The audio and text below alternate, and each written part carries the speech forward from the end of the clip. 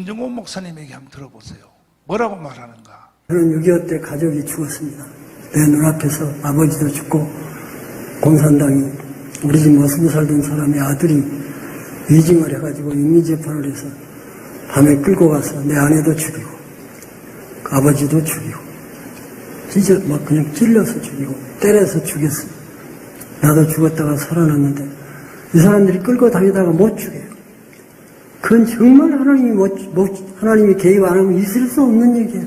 10사람이 공동 운명체가 되기 위해서 10사람이 하나씩 때려서 죽여야 돼요. 돌로라도. 참여 안 하면 그 사람이 죽어요. 그러니까 아비 교환이고 지옥이었어요. 마을 공산당들이 시켜서 강요해서.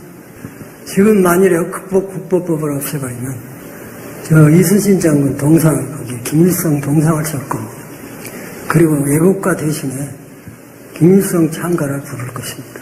세상이 이렇게 변해가고 있으면 그때가 되면은 기독교가 있느냐? 아, 중국도 있는데 왜 없어? 아닙니다. 이것은 영의 싸움입니다. 북한 자체의 정권은 식물 정권이지만 남한의 좌익이 몽땅 뭉쳐가지고 저 서울시청 앞에서처럼 그 좌익이 다 뭉쳐가지고 이 정권을 없애버리고 다시 좌익 정권이 서게 되면 그 다음에 북한하고 합작해서 남북 국회의원들이 모여서 이제 연방정부를 세웠다 해버리면 끝입니다. 그럼 교회는 내 생각에 없습니다. 한국은 세계에서 유일의 나라예요. 특별히 다른 나라는 공산당이 있어도 상관없어요. 그러나 우리나라는 있으면 안 돼요. 그것이 마지막이에요. 무서운 영의 전쟁이에요. 최후의 전쟁이에요. 기독교에 대한 심판이에요. 기독교의 생사가 여기에 달려있어요. 자, 이렇게 최고의 어른들이 경고를 하는데도 불구하고 국민들은 고사하고 목사들이요 멍청해서 모르고 평화협정, 종전협정 결의를 했다니까요. 명성교에서. 아니 장로님, 이게 왜 그렇게 큰 문제가 되나요? 제가 이제 목사님이 늘 종전선언, 평화협정 말씀하셨잖아요. 네. 그게 주한미군 철수로 이어지는 것이고 그 다음에 유엔사 폐지의 문제로 이어지는데 사진 좀 하나 보여주세요. 제가 오늘 목사님께서 통합 측 목사님들이 예컨대 평화협정을 찬성한다는 말을 듣고 제가 좀 열이 받아서 지금 평화협정을 하게 되면요 주한미군 철수하고 유엔사 폐지 말고 또 이런 문제 생깁니다. 보이시죠? 저 그림을 보면 파란 색깔이 소위 NLL입니다. 북방 한계선이에요. 남한과 북한 사이의 영토 경계가 NLL입니다. 그런데 이 종전협정이 돼버리면요 북한하고 남한은 다시 북한의 영해가 제가 대략 그린 겁니다. 조금 전에 앉아가지고 화가 나서 빨간 글씨 요 네모 있지 않습니까? 그렇지. 요게 북한의 영해가 되는 거예요. 아하. 영해가 됩니다. 그러면 빨간 거 왼쪽으로 섬이 있지 않습니까? 서해 5도라고 하는 섬. 그렇지. 그럼 오른쪽에 1, 2번은 인천 가까이에 있지만 백령도 저거는요 저 왼쪽에 치우쳐 있습니다. 그렇지. 지금도 위험해요. 그런데 종전선언과 평화협정을 하게 되면 북한은 12해리를 자신의 영해로 인정합니다. 요구할 겁니다. 12해리는 대략 22km가 되거든요. 그러면 저 북한이 또 튀어나온 부분에서 하단으로 저 뻘공군에서 한 부분이 북한의 영해가 되는 겁니다. 그 대한민국은 돌아서 가야 되면 돌아서 가기를요. 백령도를 돌아서 가야 된다는 뜻이에요.